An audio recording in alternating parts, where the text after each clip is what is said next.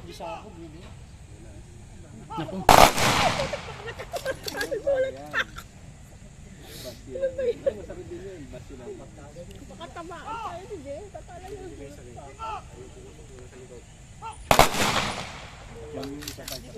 Mali naman yung pwesto natin si Gemma. Grabe ka lang.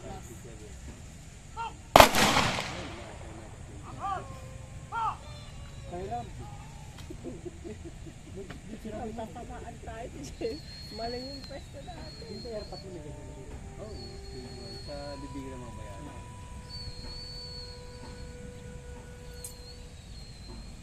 Pa-picture tayo doon. Doon sa